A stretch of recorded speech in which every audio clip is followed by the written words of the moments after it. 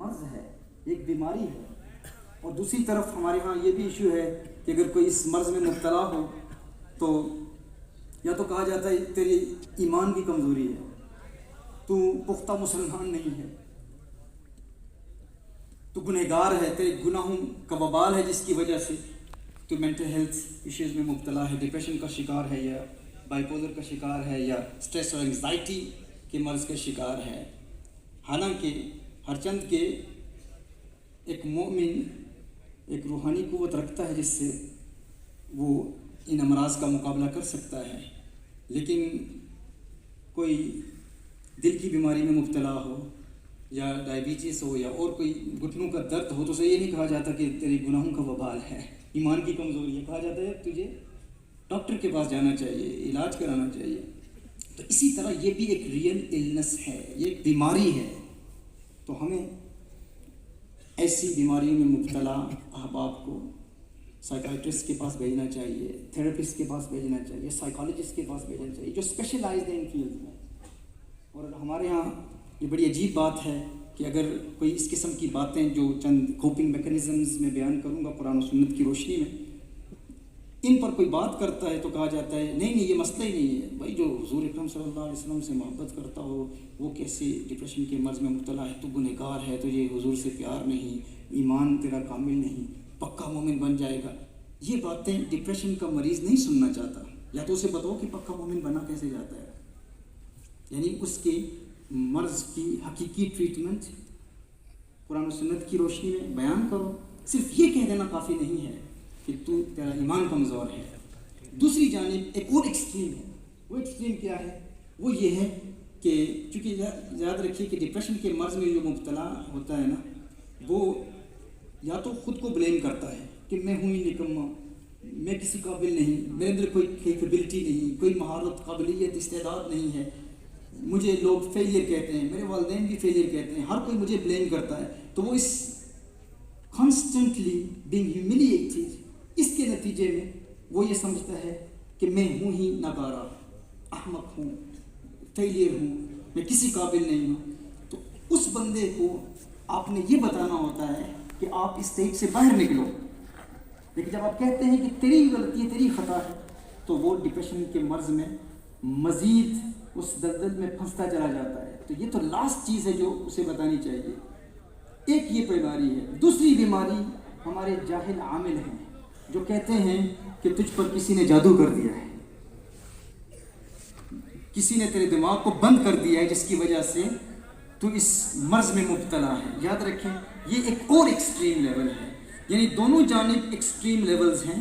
ہر چند کے ہم جادو اور اس کے اثرات کو مانتے ہیں، لیکن جب اسے یہ کہہ دیا جاتا ہے کہ فلاں تیرے رشتہ دار نے تجھ پر ایسا جادو کیا جس کے نتیجے میں تجھ پر یہ اثرات ہیں اور ان بندشوں کی وجہ سے آج تجھ میں یہ سمپٹمز ظاہر ہو رہے ہیں، اور پھر وہ دوسروں کو بلیم کرنا شروع کر دیتا ہے. وہ کہتا ہے کہ میں آج ناکام ہوں تو میری ناکامی کی وجہ میری خالہ ہے، میری ساس ہے، یا فلاں شخص ہے وہ جس نے فلاں قبرستان میں جا کے کوئی تعویذ رکھ دیے تھے جس کی وجہ سے میں آج کامیاب نہیں ہو پایا، وگرنہ میرے اندر بڑی قابلیتیں تھیں، بڑی صلاحیتیں تھیں. تو وہ اپنی ہر کمزوری، ہر نااہلی کے حوالے سے بلیم کسے کرتا ہے؟ کسی اور کو کرتا ہے. تو یہ دو ایکسٹریمز ہیں، ان دونوں سے بچنا انتہائی ضروری ہے. اس حوالے سے آئیے سب سے پہلے ہم قرآن و سنت کی روشنی میں اور اپنے اکابر صوفیاء کی روشنی میں، جس طرح خواجہ خواجگان خواجہ غریب نواز عطاء الرسول فی الہند خواجہ معین الدین چشتی اجمیری رحمہ اللہ کے حوالے سے حضرت نے بیان کیا کہ ان کی کاوشوں، ان کی محنتوں کا ثمرہ ہے کہ آج الحمدللہ ہم روحانی میکدوں کی بات کرتے ہیں اور عشق کی بات کرتے ہیں، محبت کی بات کرتے ہیں، ایمان کی بات کرتے ہیں، اسلام کی بات کرتے ہیں. لیکن ہمیں اسٹڈی کرنا پڑے گا کہ خواجہ خواجگان خواجہ غریب نواز علیہ رحمہ لوگوں کی تربیت کیسے کرتے تھے. میں نے اس پر کافی کام کیا ہے. میرے نزدیک ہمارے مشائخ چشت اہل بہشت خاص طور پر اس فن کے ماہرین ہوئے ہیں، خاص طور پر ہیومن سائیکالوجی کے حوالے سے. ان کی اصطلاحات مختلف ہوں گی، ان کے الفاظ مختلف ہوں گے، لیکن جب ان کے منہج کو اسٹڈی کریں، میں اکثر ایک بیان کیا کرتا ہوں، ہمارے امام اعظم ابو حنیفہ رحمہ اللہ سے ایک قول منسوب ہے جسے میں نے مختلف لیکچرز میں بھی بیان کیا انگلش میں کہ some times I would rather lose the debate and win the person than to win the debate and lose the person. کبھی کبھی میں مناظرہ ہار کر بندہ جیتنا پسند کرتا ہوں بجائے اس کے کہ مناظرہ جیت کر بندہ گوا بیٹھے. کبھی کبھی جو آپ سے بات کر رہا ہے اس کو ڈیبیٹس کے ذریعے سمجھانا, اسلام کی حقانیت واضح کرنا اور اس سے آرگیو کرنا اور ریشنل ایویڈنسز کے ذریعے ہر چند کے, یہ ہماری ٹریڈیشن کا حصہ ہے, ہمیں وہ بیان کرنا ہے, لیکن حال مخاطب کو دیکھ کر بات کرنا اور اس کی ریکوائرمنٹس کو, اس کی ضروریات کو سمجھنا ہیومن سائیکالوجی کی روشنی میں, اور پھر کبھی کبھی اس کی بات سن کر جواب نہ دینا. اس کا فائدہ یہ ہوتا ہے کہ وہ بندہ پھر آپ کے پاس آئے گا, پھر آپ کو سنے گا. لیکن اگر آپ نے اس کو کنفیوٹ کر دیا, بالکل ریفیوٹ کر دیا, تو یا وہ آپ سے ڈرے گا, پھر واپس آپ کے پاس آئے گا ہی نہیں, یا پھر اپنے سے بہتر کسی استاد کے پاس جا کر تحقیق کر کے آپ سے ڈیبیٹ کرنے کے لیے پھر واپس آئے گا, بدلہ لے گا, لیکن اصلاح کا پہلو ختم ہو جائے گا. لیکن ہمارے اسپریچول گائیڈ, ہمارے غوث اعظم پیران پیر میرا دستگیر, جو اس میکدائے تربیت کے فیض یافتہ ہیں, وہ انسان کی نفسیات کو اسٹڈی کرتے ہیں اور اس کے مطابق پھر دین اسلام کی دعوت دیتے ہیں. اسی طرح خواجہ خواجگان علیہ رحمہ کا یہ اسلوب انتہائی اہم ہے. اس حوالے سے قرآن کریم کی جس سورہ مبارکہ کا میں نے انتخاب کیا اور بڑی خوشی ہوئی کہ قاری صاحب نے بھی اسی سورہ سے آج کی اس بزم کا آغاز کیا. اس میں اللہ جل وعلا الضحیٰ کی قسم یاد فرماتا ہے, والضحیٰ واللیل اذا سجا. اس سورہ کے حوالے سے سب سے پہلے میں آپ کو بتا دوں اس کے شان نزول کے حوالے سے چند باتیں, کیونکہ یہ سورہ مبارکہ زندگی کے مختلف شعبوں میں ہماری رہنمائی کرتی ہے, اور مختلف سائنسز کے حوالے سے اس میں تھیالوجی ہو, علم الکلام ہو, عقائد ہوں, اس میں چند فقہی مسائل ہوں, چند اصولی مسائل ہوں, اس میں نبی کریم صلی اللہ علیہ وسلم کی سیرت کا پہلو ہو, حضور اکرم صلی اللہ علیہ وآلہ وسلم کے حسن کو بیان کرنا ہو. عقائد اہل سنت و جماعت کو بھی ہم اسی صورت کی روشنی میں بیان کرتے ہیں, اور اس کے علاوہ بے شمار ایسے موضوعات ہیں. مکمل سیرت مصطفیٰ صلی اللہ علیہ وسلم کا خلاصہ ہے یہ سورۃ الضحیٰ. یہ اس کو آپ ایک کنٹینٹ سمجھ سکتے ہیں, کنٹینٹ کہہ سکتے ہیں. اس طرح سورۃ العصر ہے, سورۃ العصر تمام قرآن کا خلاصہ ہے. اگر آپ تفسیر قرآن کے اسٹوڈنٹ ہیں تو آغاز آپ کو سورۃ العصر سے کرنا چاہیے, کیونکہ امام شافعی علیہ رحمہ ارشاد فرماتے ہیں لو لم ينزل من القرآن سواها لكفت الناس. اگر سورۃ العصر کے علاوہ کوئی صورت نازل نہ ہوتی تو انسان کی ہدایت کے لیے یہ ایک ہی صورت کافی ہے.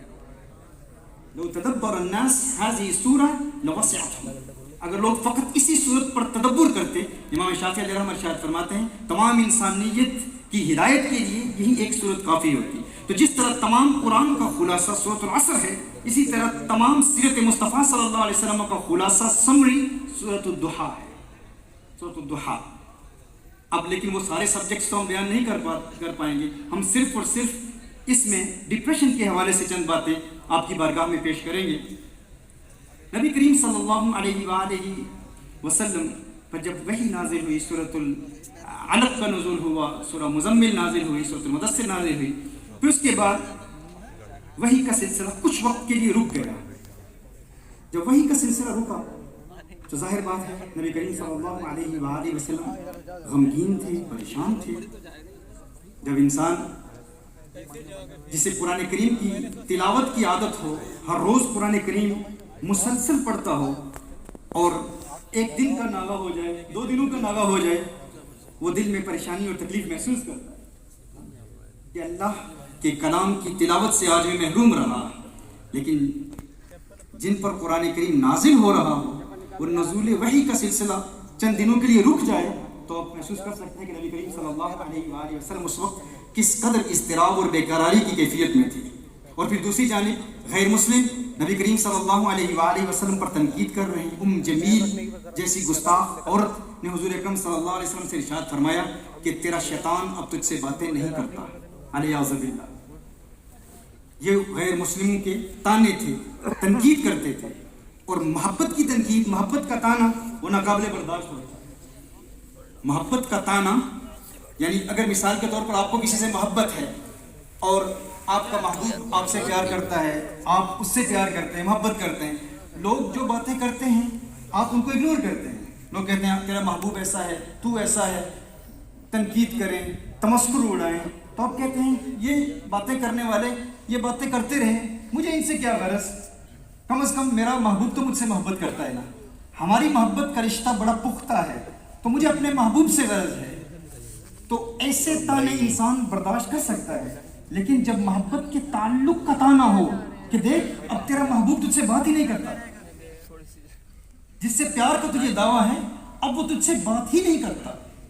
دیکھیں جو محبت کی ان مراحل سے حقیقتاً گزرے ہیں وہ اس کو محسوس کر سکتے ہوں گے کہ اگر آپ کا محبوب آپ سے بات ہی نہ کرے، آپ اس کو ڈائریکٹ بار بار رابطہ کر رہے ہوں، مثال کے طور پر آپ ٹیکسٹ میسیج بھیجیں اپنے محبوب کو اور آپ کو میسیج کا جواب نہ آئے، آپ کتنے تجسس سے، کتنی محبت بھری نگاہوں سے اپنے موبائل کو بار بار دیکھ رہے ہوں گے کہ واٹس ایپ کا وہ میسیج، وہ بلو ٹکس آ گئی ہیں لیکن جواب کیوں نہیں آیا. تو یہ کس قدر آپ کو تکلیف ہوگی. ہاں تو جو اس محبت کے مراحل سے گزرا ہے وہ جانتا ہے کہ انتظار کی گھڑیاں کتنی طویل ہوتی ہیں، کتنی انسان کو تکلیف ہوتی ہے. اور ادھر یہ حضور اکرم صلی اللہ علیہ وآلہ وسلم کی ذات ہے، وہی کا سلسلہ شروع ہوا، اچانک وہی رک جاتی ہے اور پھر غیر مسلم تانے دے رہے ہیں علیاذ باللہ کہ اب تیرا محبوب تجھ سے باتیں نہیں کرتا. اس کیفیت میں نبی کریم صلی اللہ علیہ وآلہ وسلم اچانک سیدنا جبریل امین آتے ہیں اور پڑھتے ہیں وَالضُّحَىٰ وَاللَّيْلِ إِذَا سَجَىٰ مَا وَدَّعَكَ رَبُّكَ وَمَا قَلَىٰ وَلَلْآخِرَةُ خَيْرٌ لَكَ مِنَ الْأُولَىٰ وَلَسَوْفَ يُعْطِيكَ رَبُّكَ فَتَرْضَىٰ أَلَمْ يَجِدْكَ يَتِيمًا فَآوَىٰ وَوَجَدَكَ ضَالًّا فَهَدَىٰ وَوَجَدَكَ عَائِلًا فَأَغْنَىٰ فَأَمَّا الْيَتِيمَ فَلَا تَقْهَرْ وَأَمَّا السَّائِلَ فَلَا تَنْهَرْ وَأَمَّا بِنِعْمَةِ رَبِّكَ فَحَدِّثْ. نبی کریم صلی اللہ علیہ وسلم پر جب یہ سورہ نازل ہوئی، حضور اکرم صلی اللہ علیہ وآلہ وسلم کے لبوں پر مسکراہٹ کی کھلکھلاہٹ ہے، حضور مسکرا رہے ہیں اور حضور اکرم صلی اللہ علیہ وسلم کی محبت خوشی کا عالم یہ ہے کہ جذبات میں آ کر حضور اکرم صلی اللہ علیہ وسلم نے فرمایا اللہ اکبر اللہ اکبر اللہ اکبر، اور ایک روایت کی روشنی میں فرمایا اللہ اکبر لا الہ الا اللہ واللہ اکبر. یہ حضور اکرم صلی اللہ علیہ وسلم کی محبت اور خوشی کا اظہار تھا. اسے امام مجاہد نے حضرت عبداللہ ابن عباس رضی اللہ تعالیٰ عنہ سے روایت فرمایا. حضرت عبداللہ ابن عباس نے نبی کریم صلی اللہ علیہ وآلہ وسلم کا حکم حضرت ابی بن کعب رضی اللہ تعالیٰ عنہ سے روایت فرمایا اور انہوں نے حضور اکرم صلی اللہ علیہ وسلم کا حکم نقل فرمایا. اور ہمارے کچھ علماء کے نزدیک سورۃ الضحیٰ کے خاتمے پر ختم ہوتی ایک اسپریچول ویلتھ جو ایک خاص ٹریٹمنٹ ہے ڈپریشن کے حوالے سے. یاد رکھیے قرآن کریم کی اتنی صورتیں ہیں، خاص طور پر سورۃ الضحیٰ، سورۃ الانشراح، ان دو صورتوں کا یہ جوڑا ہے، اور اس کے علاوہ سورہ الکوثر اور سورۃ النصر، یہ چار صورتیں ایسی ہیں جن میں خطاب ڈائریکٹلی نبی کریم صلی اللہ علیہ وسلم سے ہے. یعنی اللہ جل وعلا ڈائریکٹلی اپنے حبیب صلی اللہ علیہ وآلہ وسلم سے خطاب فرما رہا ہے. دیگر قرآن کریم میں کہیں اللہ جل وعلا آغاز حضور اکرم صلی اللہ علیہ وسلم سے کرتا ہے یا ایھا المزمل یا ایھا المدثر، اور اس کے علاوہ پھر کفار کے حوالے سے بھی بات ہوتی ہے، منافقین کے حوالے سے بات ہوتی ہے، مسلمانوں کے حوالے سے بھی کلام ہوتا ہے، ان کو بھی مخاطب بنایا جاتا ہے. لیکن یہ سورۃ الضحیٰ، سورۃ الانشراح، ان دو صورتوں کا جوڑا، اور سورۃ الکوثر اور سورۃ النصر اذا جاء نصر اللہ والفتح، ان دو صورتوں کا جوڑا، اس میں شروع سے لے کر آخر تک نبی کریم صلی اللہ علیہ وسلم سے خطاب ہے. اور کچھ علماء کے نزدیک یہ مجمع علیہ مسئلہ ہے، یہ اجماع ہے کہ مکمل خطاب حضور اکرم صلی اللہ علیہ وسلم سے ہی ہے. ہر چند کے ہم اس بات کو تسلیم کرتے ہیں، لیکن عظیم مفسرین قرآن کی آراء اور ان کی تعلیمات کی روشنی میں ہمیں یہ بیان کروں گا کہ اس خطاب سے امت مسلمہ کیا فائدہ اٹھا سکتی ہے.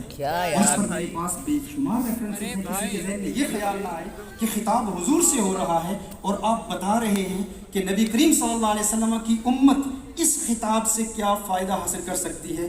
علیہ باللہ، جس طرح کچھ گمراہ لوگوں نے یہ الفاظ بھی استعمال کیے کہ حضور ڈپریشن کے مرض میں مبتلا تھے.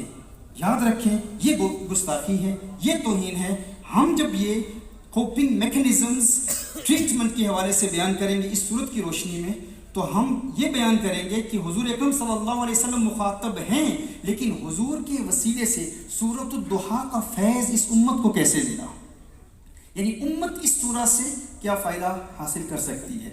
تو یہ کنسیپچل کلیئرٹی شروع میں یہ بہت اہم ہے تاکہ کوئی اس سے یہ معنی اخذ نہ کرے. تو ایک تو یہ ورد شروع سے ہی آپ لکھ لیں کہ اگر کوئی انگزائٹی، ڈپریشن، سٹریس جیسے امراض میں مبتلا ہے تو نبی کریم صلی اللہ علیہ وآلہ وسلم کے لبوں پر مسکراہٹ کا تصور باندھ کر اس سورت کی تلاوت کریں. اور تلاوت یوں کریں کہ فجر کے بعد 11 مرتبہ اس سورت کی تلاوت کریں اور باقی ہر نماز کے بعد 1 مرتبہ اس سورت کی تلاوت کریں. اور جب آپ آخری آیا وَأَمَّا بِنِعْمَةِ رَبِّكَ فَحَدِّثْ پڑھیں تو اس کے بعد پڑھیں اللہ اکبر اللہ اکبر لا الہ الا اللہ واللہ اکبر. اور تصور یہ ہو کہ یہ میرے آقا صلی اللہ علیہ وسلم کی سنت ہے.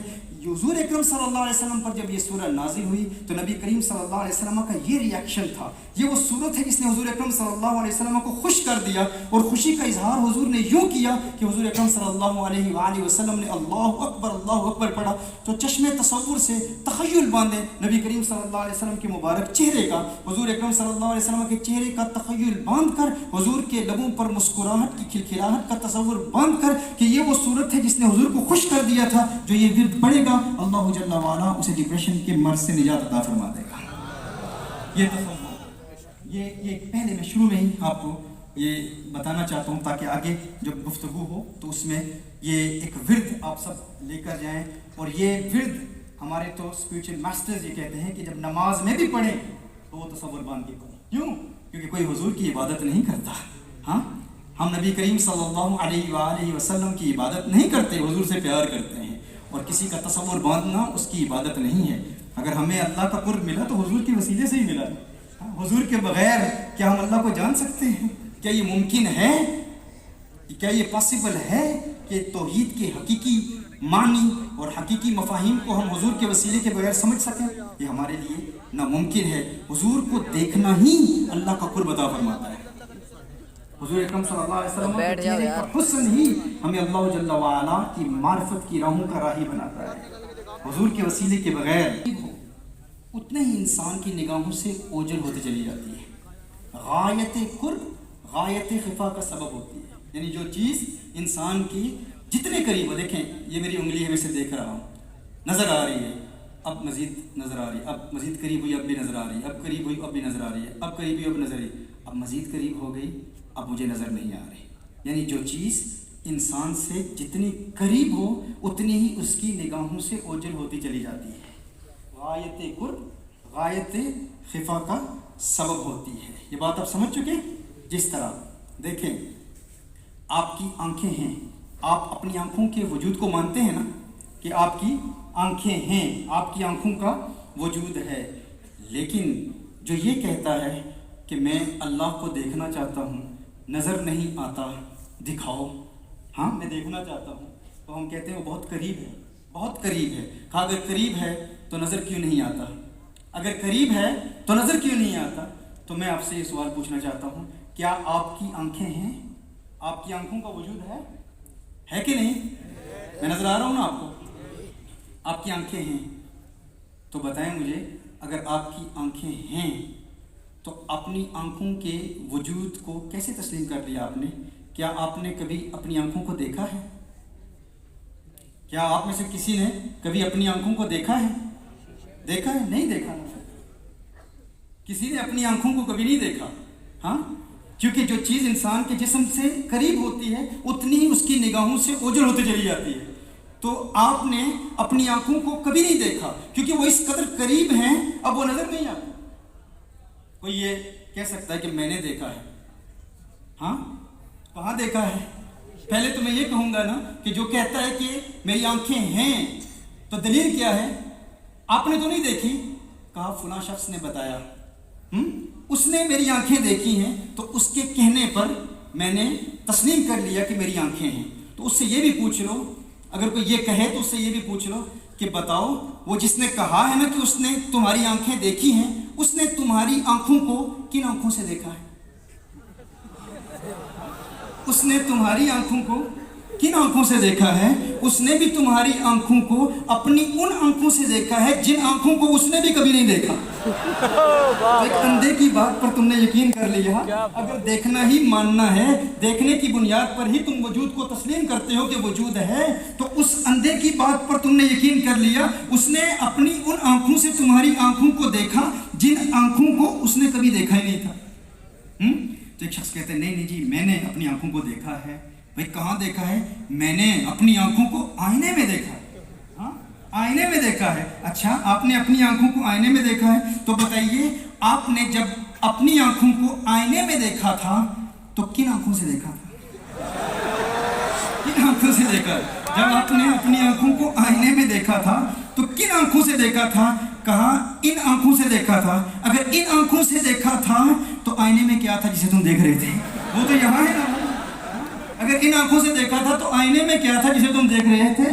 पता चला आंखें आईने में नहीं चली गई थी। और अगर आंखें आईने में चली गई थी तो फिर किन आंखों से देखा था? फिर किन आंखों से देखा था? पता चला आईने में आपने अपनी आंखों को नहीं देखा, क्योंकि आपकी आंखें यहाँ आपके माथे से मुत्तसिल हैं। आईने में आपने अपनी आंखों के पर्दों को देखा, अपनी आंखों की रिफ्लेक्शन को देखा, अपनी आंखों की झलक को देखा। आपकी आंखें यहाँ हैं, तो मैं ये कहने में हक बजानिब हूं ना कि आप अपनी उन आंखों को जो आपके जिस्म के करीब हैं आईने के वसीले के बगैर नहीं देख सकते, तो वो रब जो तुम्हारी जान के करीब है उसे वसीला मुस्तफा के बाहर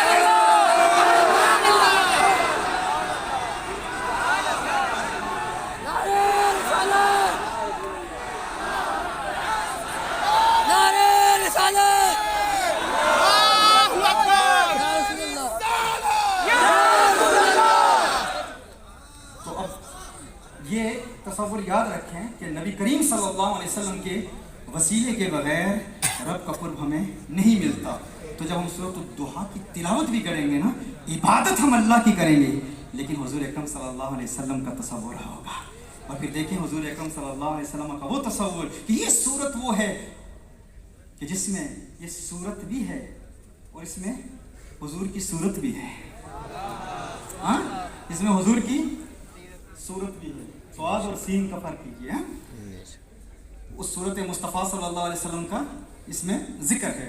तो आइए सबसे पहले इस हवाले से चंद बातें आपके गोशगुजार करूं कि ये जो वद्दुहा है, इस पर उलमा के मुख्तलिफ अक़वाल हैं, मेरे बेशुमार लेक्चर्स हैं इस हवाले से।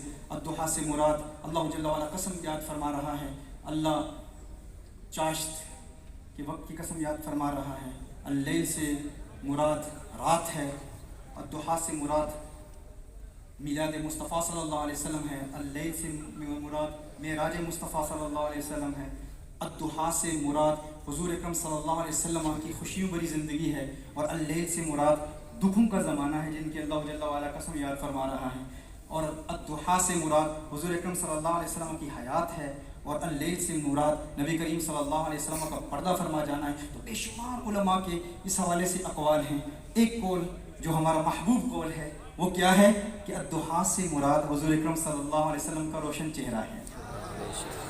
याद रखें, अत-तंसीसु ला यदुल्लु अला तख़सीस।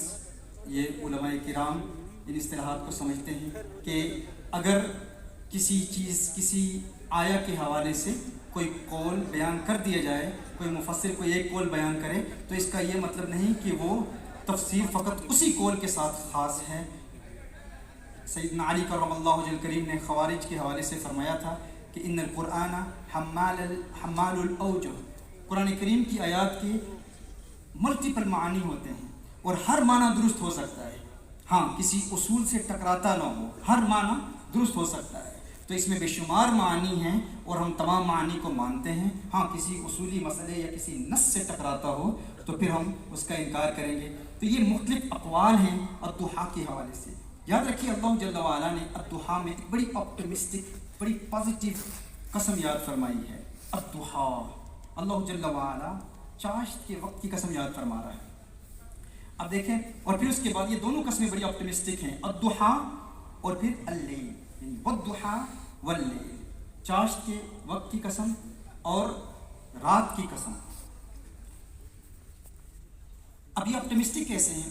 क्योंकि जब सूरज शुरू होता है तो सूरज का तुलू होना ہر معاشرے میں، مختلف تہذیبوں میں، ہر سویلائزیشن میں اس پر بڑے بڑے محاورے آپ کو ملیں گے کہ ہر طلوع ہونے والا سورج ہر صبح ایک نیا خوشی کا پیغام لاتی ہے، اپرچونٹیز کے دروازے آپ کے لیے کھولتی ہے، روشنی کے دروازے آپ کے لیے کھولتی ہے۔ اگر رات کے وقت آپ تھکے ہوئے ہیں اور سمجھتے ہیں کہ میں کسی حوالے سے زندگی میں کامیاب نہیں ہو سکتا، میں فیلئر ہوں، لیکن پھر آپ کو یہ پیغام دیا جاتا ہے کہ صبح کا جب سورج طلوع ہوگا تو تمہارے لیے اپرچونٹیز کا ایک نیا پیغام لائے گا۔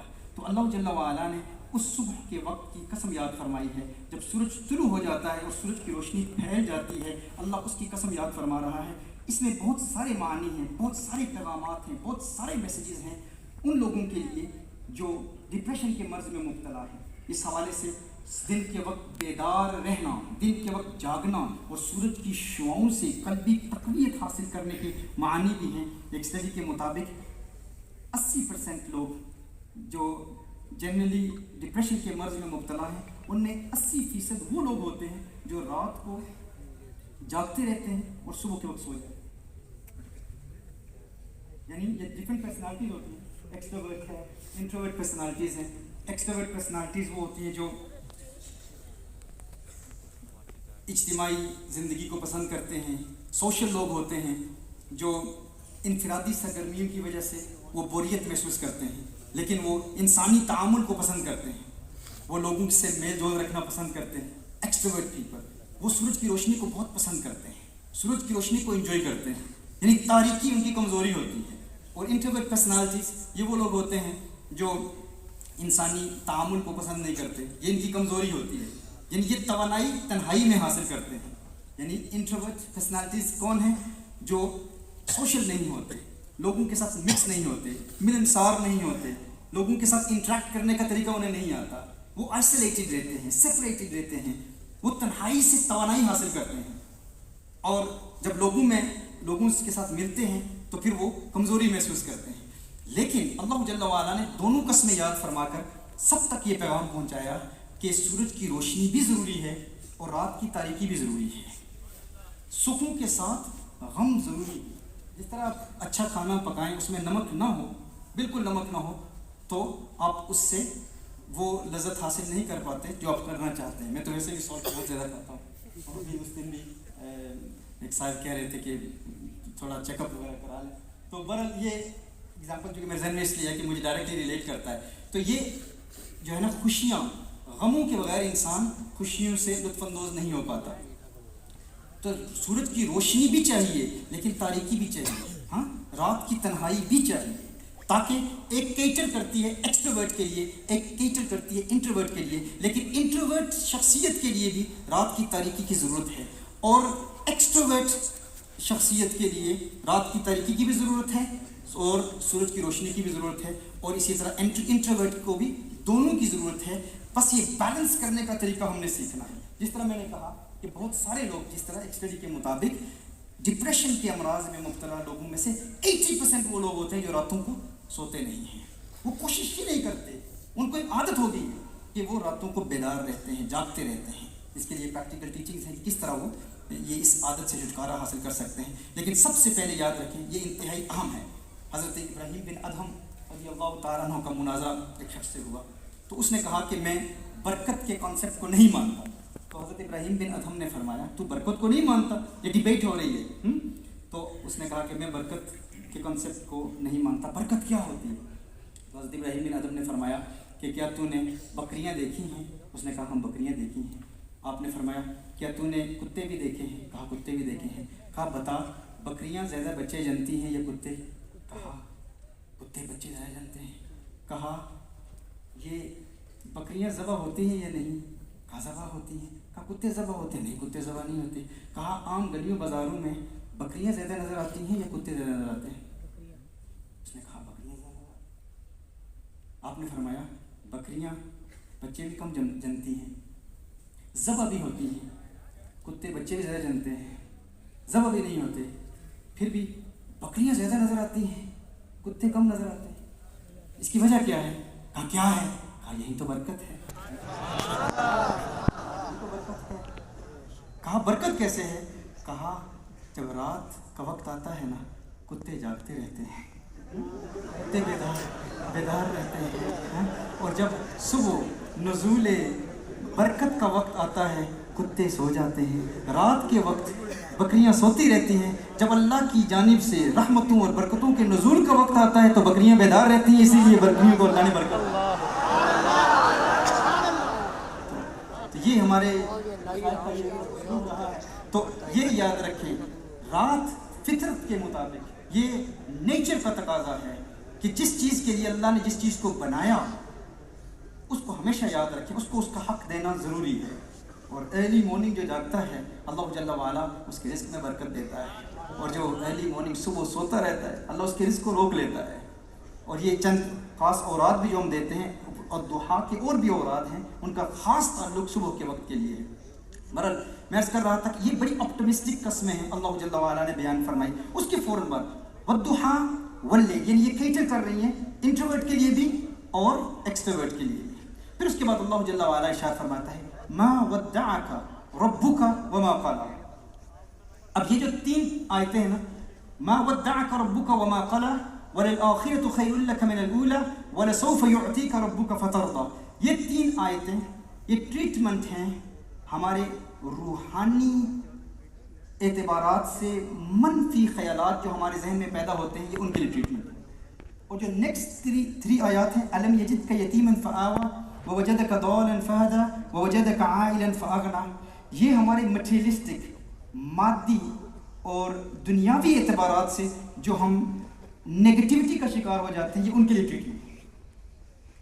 یعنی منفی خیالات کو مثبت بنانے کا پریکٹیکل میتھڈ ان تین آیات میں سکھایا گیا ہے، مادی اعتبار سے، مٹیریلسٹک اعتبار سے، دنیاوی اعتبارات سے۔ اور پہلی تین آیتیں ما ودعک ربک وما قلی وللآخرۃ خیر لک من الاولی ولسوف یعطیک ربک فترضی، یہ تین آیات یہ ٹریٹمنٹ ہیں ان لوگوں کے لیے جو دینی اور روحانی اعتبارات سے منفی خیالات کی وجہ سے ڈپریشن کا شکار ہو جاتے ہیں۔ یار وہ وقت تھا جب میں 5 نمازیں پڑھتا تھا، بڑا مزہ آتا تھا، اب ایک بھی نہیں پڑھ پاتا، وہ سجدہ کرتا تھا تو آنکھوں سے اشکوں کی برسات جاری ہوتی تھی، ایک کیفیت تھی، قرآن کی تلاوت کرتا تھا ایک وجدانی کیفیت جاری ہوتی تھی، رات کے وقت سوتا تھا تو بڑی پیاری خوبصورت خوابیں آتی تھیں۔ اب وہ روحانی خوابوں کا سلسلہ بھی ختم ہو گیا، اب دین میں استقامت بھی نہیں ہے، نماز میں میرا دل نہیں لگتا، میں کوشش بھی کرتا ہوں۔ تو یہ دین کے اعتبار سے جب ہمارے دلوں میں منفی خیالات پیدا ہو جاتے ہیں، ان منفی خیالات کا جواب ان پہلی تین آیات میں ما ودعک ربک وما قلی وللآخرۃ خیر لک من الاولی ولسوف یعطیک ربک فترضی ان میں ہے۔ اور الم یجدک یتیما فآوی ووجدک ضالا فہدی ووجدک عائلا فاغنی، یہ مٹیریلسٹک گینز کے حوالے سے، دنیا کے حوالے سے۔ یار میں کام کرتا ہوں، پھر بھی جو نیا جاب شروع کرتا ہوں میرا باس مجھے نکال دیتا ہے، کام کرتا ہوں پیسہ آتا ہے لیکن برکت نہیں ہے میرے مال میں، دولت میں برکت نہیں ہے، میں فیلئر ہوں، یونیورسٹی میں بھی میں پاس نہیں ہوتا، میں ناکام کیوں ہوں، ہر شخص مجھ سے نفرت کرتا ہے، کوئی برکت نہیں، میں کامیاب شخص بننا چاہتا تھا لیکن زندگی میں کامیابی نہیں۔ تو مٹیریلسٹک حوالے سے منفی خیالات کو مثبت خیالات میں بدلنے کا پریکٹیکل میتھڈ ان تین آیتوں میں ہے، لیکن اس کا تعلق فقط خیالات سے ہے، خیالات کے حوالے سے، یہ یاد رکھیے گا۔ یعنی منفی نیگیٹو تھوٹس کو پازیٹیو تھوٹس میں منتقل کرنے، کنورٹ کرنے کا پریکٹیکل میتھڈ ان میں ہے۔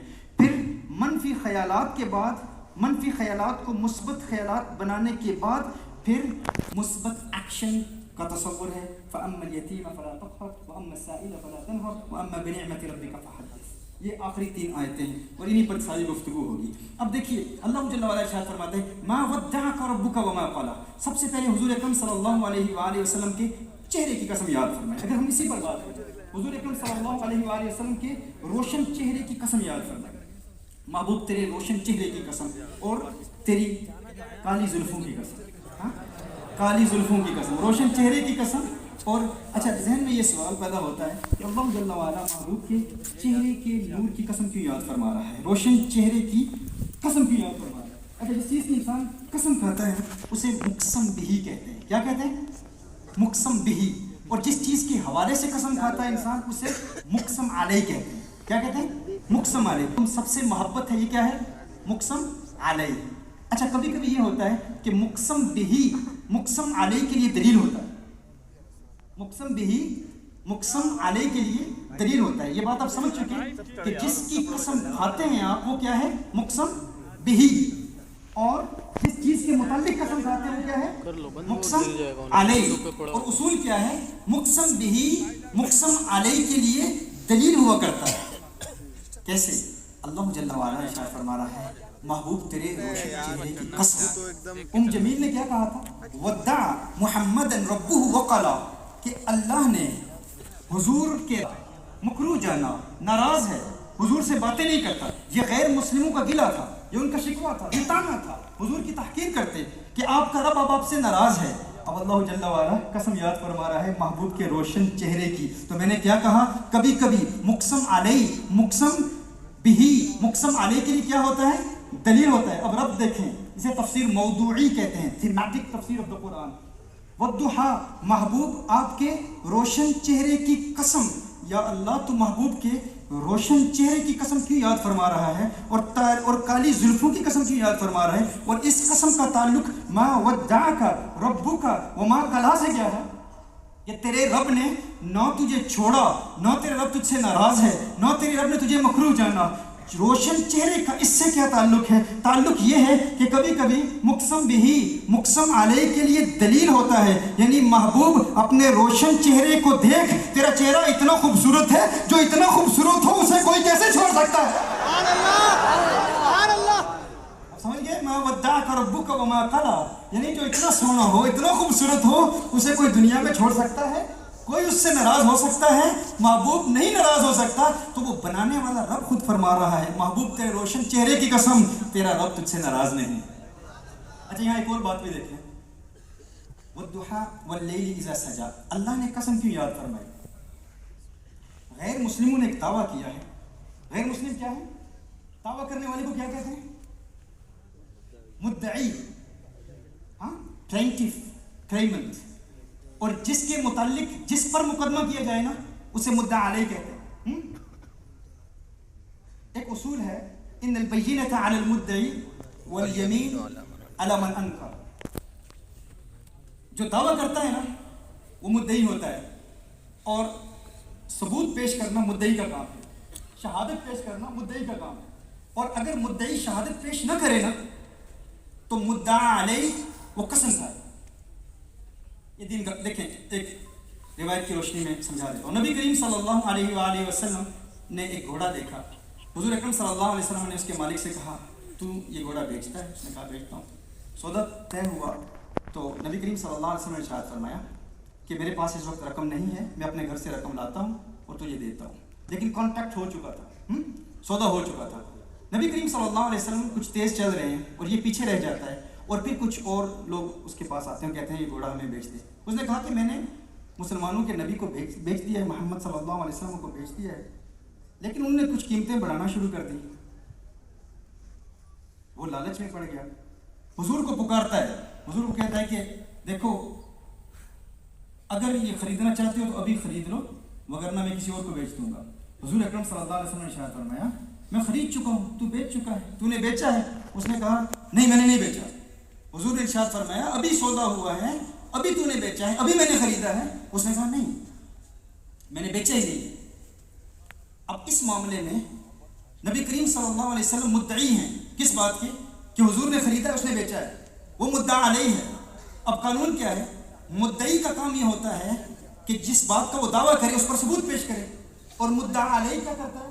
اگر وہ ثبوت پیش نہ کر سکے، اگر مدعی پلینٹیف کلیمنٹ اگر ثبوت پیش نہ کر سکے تو مدعا علیہ کیا کرتا ہے؟ وہ قسم کھاتا ہے. وہ تو جھوٹا تھا، غیر مسلم تھا، اور جھوٹے قسمیں جھوٹی کھاتے رہتے ہیں، ان کے لیے تو کوئی پرابلم ہی نہیں ہے، کوئی ایشو ہی نہیں ہے. حضور بھی جانتے تھے. اس نے کہا گواہ پیش کرو. ادھر حضرت سیدنا خزیمہ رضی اللہ تعالیٰ عنہ کا گزر ہوتا ہے. وہ دیکھتے ہیں لوگ جمع ہیں. پوچھا کیا ہوا؟ کہا حضور اکرم صلی اللہ علیہ وسلم نے فرمایا کہ اس نے بیچا ہے، میں نے خریدا ہے. اور وہ کہتا ہے کہ نہیں گواہ پیش کرو. اب گواہ تو وہاں موقع کا کوئی گواہ موجود ہی نہیں تھا، کوئی آئی وٹنس تھا ہی نہیں. حضرت خزیمہ رضی اللہ تعالیٰ عنہ فرماتے ہیں میں گواہی دیتا ہوں کہ اس نے بیچا ہے، حضور نے خریدا ہے. میں خزیمہ گواہی دیتا ہوں. نبی کریم صلی اللہ علیہ وسلم نے حضرت خزیمہ رضی اللہ تعالیٰ عنہ کی ادا کو دیکھا. اب وہ جو غیر مسلم تھا، اب اس کے پاس اور کوئی چارہ نہیں تھا، اس نے گھوڑا حضور کو دینا تھا، کیونکہ اب گواہی حضرت خزیمہ رضی اللہ تعالیٰ عنہ نے دی ہے. تو حضور اکرم صلی اللہ علیہ وسلم حضرت خزیمہ رضی اللہ تعالیٰ عنہ سے فرماتے ہیں کہ خزیمہ تو موقع پر موجود ہی نہیں تھا، تو काहे की गवाही देता है, तूने तो देखा ही नहीं था। तो हज़रत खुज़ैमा रज़ी अल्लाह तआला अन्हु अर्ज़ करते हैं, मैं अपने अल्फाज में मफ़हूमन इस रिवायत को पेश करता हूँ। वो अर्ज़ करते हैं, या रसूल अल्लाह सल्लल्लाहु अलैहि वसल्लम, क्या हमने जन्नत को देखा है, क्या हमने जहन्नुम को देखा है, क्या हमने अल्लाह को देखा है? हमने ना जन्नत देखी, ना मलाइका देखे, ना जहन्नुम देखी, ना अल्लाह को देखा। या रसूल अल्लाह सल्लल्लाहु अलैहि वसल्लम, बिन देखे आपकी एक बात पर एतबार करते हुए हम अल्लाह के वजूद की गवाही देते हैं। हमने देखा नहीं है अल्लाह को, बगैर देखे आपकी बात पर यकीन करते हुए हम अल्लाह के वजूद की गवाही दे सकते हैं। तो ये घोड़े का सौदा क्या है? मेरे आका सल्लल्लाहु अलैहि वसल्लम शायद फरमाते हैं, आज के बाद ये खुज़ैमा, अब इसकी एक गवाही दो मर्दों की गवाही के बराबर है। हज़रत खुज़ैमा रज़ी अल्लाह तआला अन्हु। तो ये वाक़या मैंने बयान कर दिया सिर्फ ये ताकि ये उसूल क्लियर हो जाए। अब उसूल देखें, उसूल क्या है? जो मुद्दई है ना, जो क्लेमेंट होता है, जो क्लेम करता है, वो क्या करता है? शाहिद गवाह पेश करता है, और मुद्दा अलैह क्या करता है? वो कसम खाता है। हाँ, कुछ लोग समझ चुके होंगे क्या आता है। मैं बड़ी मेहनत से ये गौहर मेरे हाथ लगा है, मुझे महसूस हो कि वाकई मैं जो है अलीगढ़ मुस्लिम यूनिवर्सिटी में बयान कर रहा हूँ, कहीं सहरा की रेत में मैं मोती नहीं फेंक रहा। हाँ, कदर करना, ये बयान कर रहा हूँ, ये अहले इल्म बैठे हैं, ये भी जानते हैं कि कितना अहम और कितना खूबसूरत नुक्ता है। मैं क्या अर्ज़ कर रहा हूँ कि मुद्दई क्या करता है? गवाह पेश करता है। हाँ, वो शहादत पेश करता है, ना करे ना तो मुद्दा अलैह क्या करता है? कसम करता है। वो कहता है मुझे कसम है। अब देखो, इस कायनात में एक मुकदमा दायर हो चुका है। क्या? कुछ कहने वालों ने कहा, कुछ लोगों ने ये दावा किया। उनका दावा क्या था? अल्लाह पर कोई मुकदमा कर नहीं सकता, वो खल्लाके कायनात है, वो सारी दुनिया का बनाने वाला है। लेकिन कुछ लोगों ने ये दावा कर दिया ना कि अल्लाह ने महबूब को छोड़ दिया, अल्लाह महबूब से नाराज है, अल्लाह महबूब से कलाम नहीं करता, अल्लाह ने महबूब को मकरूह जाना, अलयाज़ु बिल्लाह। कुछ लोगों ने ये दावा किया ना, तो वो कौन है? वो मुद्दई हैं, वो दावा करने वाले हैं, वो प्लेंटिफ्स हैं, वो क्लेमेंट्स हैं। अब वो शहादत पेश करें ना, वो शहादत कहाँ से पेश करेंगे? वो अल्लाह की दुनिया को जानते ही नहीं, ना मलाइका को जानते हैं, ना स्पिरिचुअल रेल्म को जानते हैं। तो अल्लाह जल्ल व अला गोया के जवाबन इरशाद फरमा रहा है, वो मुद्दई हैं, दावा उन्होंने किया है। अब अगर हिम्मत है तो गवाह पेश करें ना कि मैं अपने महबूब से राजी हूँ। वो कहाँ के गवाह लाएंगे? वो गवाह नहीं ला सकते। लेकिन महबूब, अब तेरे प्यार में, अब तेरी मोहब्बत में मैं रब होकर तेरे चेहरे की कसम याद फरमाता हूँ। महबूब, तेरे हुस्न की कसम, उन्होंने मुझे मुद्दा अलैह बनाया है ना, तो अब मैं रब होकर तेरे चेहरे की कसम याद फरमाता हूँ। मा वद्दअका रब्बुका वमा क़ला।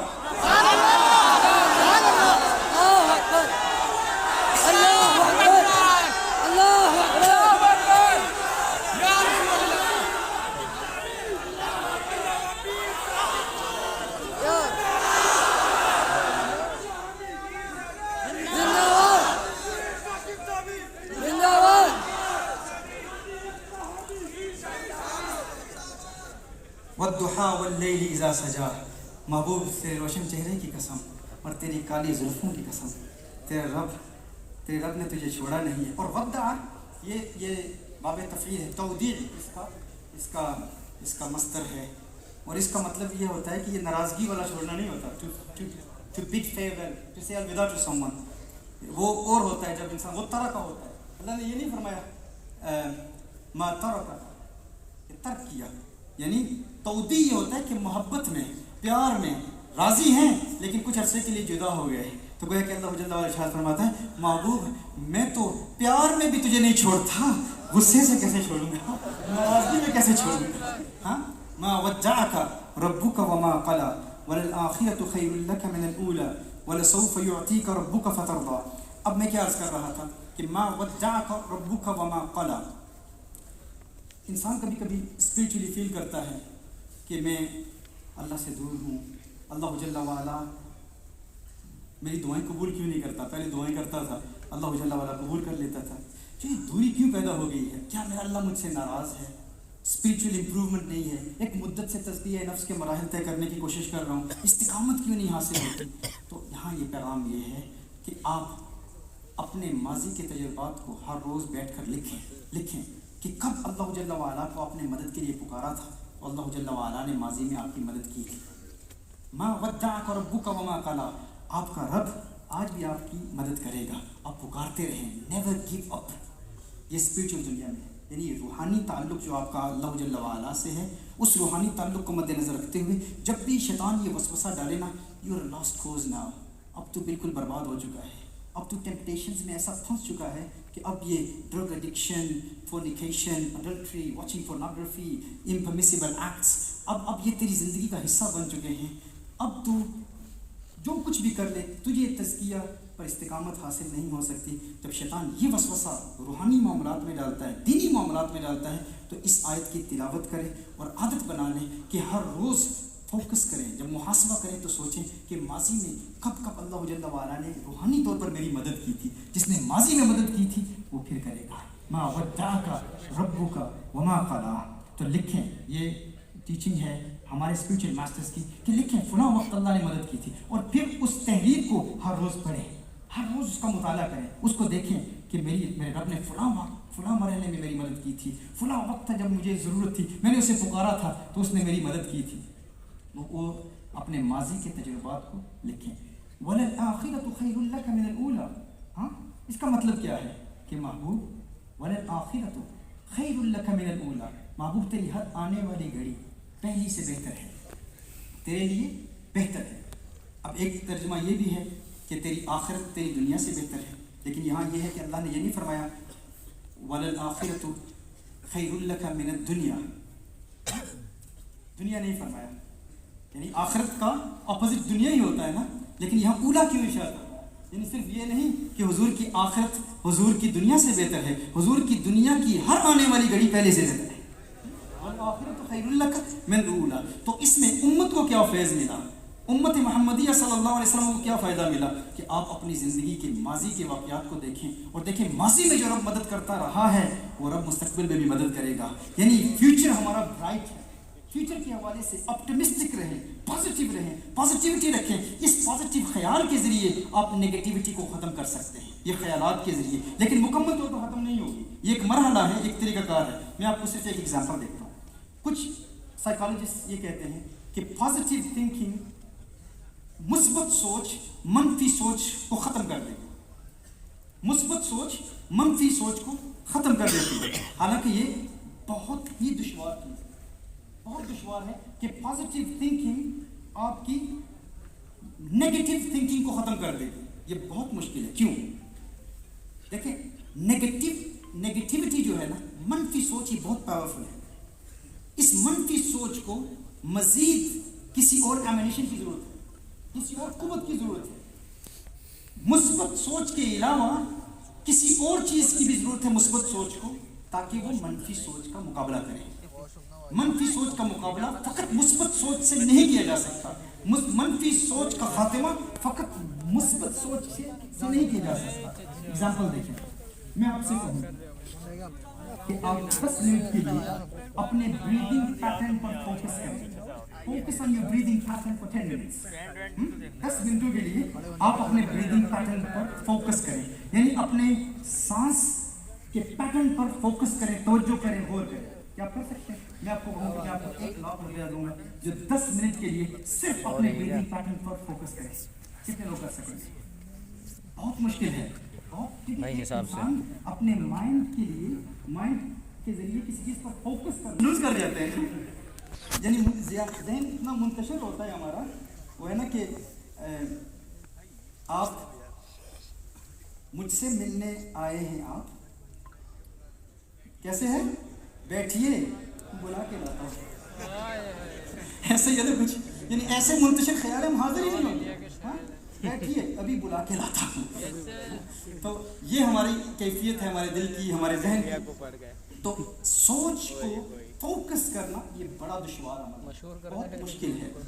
میں آپ سے کہوں کہ ایک آسان مثال دیتا ہوں، آپ تصور کریں کہ آپ نے جب حج کیا تھا یا عمرہ کیا تھا تو احرام کی حالت میں کعبۃ اللہ کے سامنے آپ بیٹھے تھے، ذرا امیجن کریں، آپ اپنے آپ کو دیکھیں کہ آپ کعبۃ اللہ کے سامنے بیٹھے ہیں یا گنبد سبز کا نظارہ کر رہے ہیں۔ 10 منٹ کے لیے آپ یہ تصور جمائے رکھیں، اگرچہ سب سے پیارا تصور ہے، لیکن 2-3 منٹوں کے بعد آپ کسی اور چیز کے بارے میں سوچنا شروع کر دیں گے، کیونکہ فوکس کرنا، اپنے مائنڈ کو کنٹرول کرنا یہ بہت مشکل عمل ہے۔ اگرچہ میں آپ کو کہوں کہ میں آپ کو جو ہے نا 1 لاکھ روپے دوں گا کہ 10 منٹ تک آپ کریں، بہت ڈیفیکلٹ ہے۔ لیکن اگر میں آپ سے کہوں کہ آپ 10 منٹ تک اپنا رائٹ ہینڈ بلند کریں، ذرا رائٹ ہینڈ بلند کریں نا سارے بھائی، یہ میں کہوں کہ 1,00,000 روپیہ دوں گا اگر 10 منٹ تک اس ہاتھ کو بلند رکھا تھا، کتنے لوگ کامیاب ہوں گے؟ آپ 2 اٹھا لیں گے، میں بینکرپسی کا شکار ہو جاؤں گا، پینی لیس ہو جاؤں گا، آپ کہیں گے 2 لاکھ لیں گے بھائی، ہاتھ ہم بلند رکھیں. کیوں؟ کیونکہ positive action is more powerful then positive thinking. مثبت عمل مثبت سوچ سے بہت پاورفل ہے. تو منفی خیالات کا خاتمہ فقط مثبت خیالات سے نہیں کیا جا سکتا، مثبت ایکشن کی بھی ضرورت ہے، پازیٹیو ایکشن کی بھی ضرورت ہے. پازیٹیو ایکشن کے ساتھ ان دونوں کو ملا کر جب آپ منفی خیالات کا مقابلہ کریں گے تو منفی خیالات کو آپ ختم کر دیں گے. وگرنہ کیا ہوگا؟ منفی خیالات اگر مستقل آپ کے ذہن میں رہے تو پھر وہ منفی خیالات کیا ہوں گے؟ I'm a lost cause, I'm a loser, I'm a failure, میں زندگی میں کچھ حاصل نہیں کر سکتا. یہ خیالات آپ کو ڈپریشن کے مرض میں مبتلا کر دیں گے. پھر وہ منفی خیالات کا اگر آپ صرف مثبت خیالات کے ذریعے مقابلہ کرنے کی کوشش کریں گے تو مثبت خیالات ناکام ہو جائیں گے، منفی خیالات کامیاب ہو جائیں گے، اور پھر وہ منفی خیالات منفی ایکشن میں بدل جائیں گے. آپ سوئسائڈل ہو جائیں گے، آپ خودکشی کر لیں گے، سیلف ہارم کریں گے، اپنے آپ کو ہارم کریں گے. منفی خیالات کا مقابلہ اگر مثبت ایکشن کے ساتھ نہ کیا جائے تو وہ منفی خیالات کیا ہوتے ہیں؟ وہ منفی ایکشنز میں کنورٹ ہو جاتے ہیں. تو اس لیے دیکھیں قرآن کریم، میں یہ کہتا ہوں ہم نے قرآن کریم کو پڑھا، اکثر ہمارے یہاں کیا ہوتا ہے کہ قرآن کریم کی تفسیر فقط عقائد کے حوالے سے پڑھائی جاتی ہے، یا فقہ کے حوالے سے تفسیر آیات الاحکام کے حوالے سے، یا پھر عقائد ثابت کرنا، یا پھر قرآن کریم میں جو واقعات ہیں ان کو بیان کرنا، یا علم کلام کی بحثیں ہیں جو یا باطل نظریات کا رد کرنا، غیر مسلموں کا رد کرنا، اور پھر ایتھیزم کا رد کرنا، اور دیگر ادیان باطلہ کو ماننے والوں کا رد کرنا. ہم قرآن فقط اس حوالے سے پڑھتے ہیں. یاد رکھیے قرآن ہماری فقط احکام اور عقائد اور فقہ کے حوالے سے رہنمائی نہیں کرتا، قرآن ہمارے جذبات کی بھی رہنمائی کرتا ہے، ہمارے ایموشنز کی بھی رہنمائی کرتا ہے. لیکن اس حوالے سے قرآن کا مطالعہ بہت کم کیا جاتا ہے. تو دیکھیں اللہ جل وعلا نے آغاز کیا آپٹمسٹک قسم سے، والضحیٰ واللیل اذا سجی ما ودعک ربک وما قلی وللآخرۃ خیر لک من الاولی. ابھی اب صرف منفی سوچوں کا مقابلہ مثبت سوچ سے کر رہے ہیں. اسپرچل ورلڈ میں، اسپرچویلٹی میں، دین میں، عبادات میں، تقویٰ میں، پرہیزگاری میں، اللہ کے قرب کے حصول کے لیے جتنی محنت کریں اس حوالے سے جب آپ نگیٹیوٹی کا شکار ہو سکتے ہیں کہ میں دین میں استقامت حاصل نہیں کر سکتا، تو پہلے آغاز کریں گے مثبت تھوٹ کے ساتھ، مثبت خیالات کے ساتھ. یہ سوچیں گے وَلَلْآخِرَةُ خَيْرٌ لَكَ مِنَ الْأُولَىٰ. پاسٹ میں بھی پرابلمس آئی تھی لیکن اللہ نے مدد کی. جو پاسٹ میں اللہ نے مدد کی تو اب بھی وہ کرے گا. مستقبل میرا روشن ہے. پاسٹ کی چند مور ایگزامپلس آپ لکھ لیں، تحریر کر لیں، پھر آگے بڑھیں. وَلَلْآخِرَةُ خَيْرٌ لَكَ مِنَ الْأُولَىٰ وَلَسَوْفَ يُعْطِيكَ رَبُّكَ فَتَرْضَىٰ. وہ وقت آنے والا ہے جب ہے محبوب تیرا رب تجھے اتنا دے گا کہ تو راضی ہو جائے گا، تو خوش ہو جائے گا. میرا جی تو چاہتا ہے کہ اس پر واقعات بیان کروں اور جیسے جنرلی بیانات ہوتے ہیں، لیکن میں اس طرف نہیں جاتا. کنٹرول ساکن کنٹرول، اس موضوع کی طرف میں بڑھنا چاہتا ہوں. وَلَسَوْفَ يُعْطِيكَ رَبُّكَ فَتَرْضَىٰ. اب یہ اسپرچل دنیا ہے. روحانی دنیا میں جو ہمارے اندر منفی خیالات آتے ہیں ان کا مقابلہ مثبت خیالات کے ذریعے ابتدا ہوگی. پھر آگے اللہ جل وعلا ارشاد فرماتا ہے الم یجد کا یتیما فآویٰ. محبوب یاد کیجئے وہ وقت، الم یجد کا، کیا اس نے نہیں پایا تھا تجھے یتیم فآویٰ اور تجھے جگہ دی. یعنی محبوب کریم صلی اللہ علیہ وسلم کے حوالے سے وہ وقت تھا جب محبوب کریم صلی اللہ علیہ وسلم تنہا تھے تو اللہ جل وعلا نے محبوب کی مدد کی. تو اب آپ اپنی مٹیریلسٹک مادی زندگی کے حوالے سے کہ زندگی میں ایسا وقت تھا جب میں تنہا تھا، کوئی مددگار نہیں تھا، دنیاوی معاملے میں مجھے مال کی ضرورت تھی، مجھے مدد کی ضرورت تھی، تو میں نے اللہ جل وعلا کو پکارا. اللہ نے دنیاوی معاملات میں بھی ماضی میں میری مدد کی. تو ماضی کے حوالے سے سوچیں اور لکھیں فلاں فلاں وقت اللہ جل وعلا نے میری مدد کی تھی. اس کو لکھیں، ہر روز ان تحریروں کو پڑھتے رہیں. اس کے ذریعے آپ کے دل میں مثبت سوچ پیدا. الم یجد کا یتیما فآویٰ ووجدک ضالا فہدیٰ. اور وہ بھی وقت تھا جو ہماری معروف تفسیر ہے اس حوالے سے کہ تجھے اپنی محبت میں خود رفتہ پایا اور اپنی طرف راہ دی. لیکن ایک تفسیر یہ بھی ہے جس کی روشنی میں ان مفسرین نے یہ کلام کیا، یہ قرآنک سائیکالوجی کے حوالے سے، وہ یہ ہے کہ ووجدک ضالا فہدیٰ. بچپن میں نبی کریم صلی اللہ علیہ وآلہ وسلم گم ہو گئے تو اللہ جل وعلا نے راستہ دکھایا. تو یہ بھی ایک فزیکل ظاہری دنیا، اور ایک مرتبہ چچا کے ساتھ تھے تو اس وقت بھی اللہ جل وعلا نے راستہ دکھا دیا. تو یہ کیا ہے؟ یہ دنیا مٹیریلسٹک دنیا کے حوالے سے راستہ حاصل کرنا. آپ سوچیں کہ زندگی میں ایسے مراحل آئے جب میں فیصلہ نہیں کر پاتا تھا کہ کون سا راستہ اختیار کروں, کون سے کریئر میں سلیکٹ کروں, کس طرف میں اپنا فیوچر کے حوالے سے زندگی کے اہداف مقرر کروں کہ میں نے زندگی میں کیا بننا ہے. یا کسی زندگی کے ایسے مرحلے میں جب میں بالکل اپنے آپ کو ایک سخت کیفیت میں محسوس کرتا تھا کہ میں آگے نہیں جا سکتا, تو اللہ جل وعلا نے میری رہنمائی فرمائی, اللہ نے میری مدد کی, اللہ نے مجھے ہدایت عطا فرمائی. تو ماضی کے ان واقعات کو سوچیں کہ جب میں نے اپنا کریئر سلیکٹ کرنا تھا, کیا میں انجینئر بنوں گا یا ڈاکٹر بنوں گا یا آرٹ میں بنوں گا, میں فٹ بالر بنوں گا, میں کرکٹر بنوں گا, میں بزنس مین بنوں گا, میں کون سی فیلڈ اختیار کروں, یا دیگر دنیاوی معاملات میں جو بھی ایسے آپ کے ذہن میں خیالات آتے تھے. آپ سوچیں کہ اللہ جل وعلا نے ماضی میں مدد کی, اللہ جل وعلا نے ماضی میں ہدایت دی, اللہ جل وعلا اب بھی مجھے ہدایت دے گا. وَوَجَدَكَ ضَالًا فَهَدَىٰ وَوَجَدَكَ عَائِلًا فَأَغْنَىٰ. اور اللہ جل وعلا نے آپ کو پایا حاجت مند اور غنی کر دیا. کتنا وقت تھا, یہ میں نے جس طرح پہلے وضاحت کر دی کہ اگرچہ خطاب حضور اکرم صلی اللہ علیہ وسلم سے ہے, لیکن حضور کے وسیلے سے سورۃ الضحیٰ کا فیض امت تک کیسے پہنچا. وَوَجَدَكَ ضَالًا فَهَدَىٰ وَوَجَدَكَ عَائِلًا فَأَغْنَىٰ, کہ اس نے آپ کو پایا حاجت مند اور اس نے آپ کو غنی کر دیا. اللہ جل وعلا نے آپ کو غنی کر دیا. یعنی وہ وقت تھا جب میں ضرورت مند تھا, حاجت مند تھا, مجھے ضرورت تھی, میں اللہ کو پکارتا تھا. ماضی میں جس رب نے میری مدد کی وہ مستقبل میں بھی میری مدد کرے گا. ان چیزوں کو لکھیں. یہ پہلی 3 آیتیں دینی حوالے سے جو منفی خیالات ہمارے دل میں پیدا ہوتے ہیں ان کے حوالے سے ان کی ٹریٹمنٹ کا طریقہ یہ ہے کہ ان چیزوں کو ہر روز کچھ وقت نکال کر ان کو لکھیں اور پھر ہر روز اپنی پاسٹ کی تحریروں کو پڑھتے رہیں. اس کا فائدہ کیا ہوگا کہ آپ کے دل میں مثبت سوچ پیدا ہونا شروع ہو جائے گی, دین کے حوالے سے بھی اور دنیاوی مادی حوالوں سے بھی. اب آگے بڑھتے ہیں. اب اس کے بعد اللہ جل وعلا کیا ارشاد فرماتا ہے, جس طرح میں نے بتایا کہ مثبت سوچ منفی سوچ کا مکمل خاتمہ نہیں کر پاتی. کس چیز کی ضرورت ہے؟ مثبت ایکشن کی ضرورت ہے, پازیٹیو عمل کی ضرورت ہے. اب اللہ جل وعلا ارشاد فرماتا ہے فَأَمَّا الْيَتِيمَ فَلَا تَقْهَرْ فَأَمَّا الْيَتِيمَ فَلَا تَقْهَرْ. اللہ جل وعلا نے اب یہ کیا حکم ہے کہ یتیم کے حوالے سے اللہ جل وعلا نے ارشاد فرمایا کہ اس پر دباؤ مت ڈالو. فَلَا تَقْهَرْ وَأَمَّا السَّائِلَ فَلَا تَنْهَرْ, اور منگتے کو مت جھڑکو, سائل کو مت جھڑکو.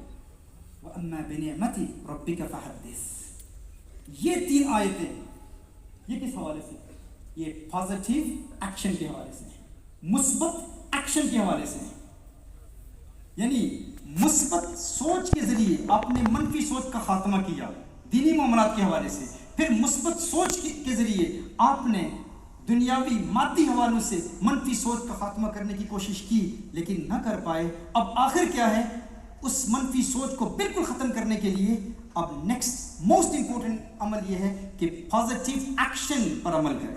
پازیٹیو ایکشن سے آغاز کریں. آپ خدمت خلق بجا لائیں, آپ ضرورت مندوں کی مدد کریں, آپ کسی چیریٹیبل آرگنائزیشن کا حصہ بنیں.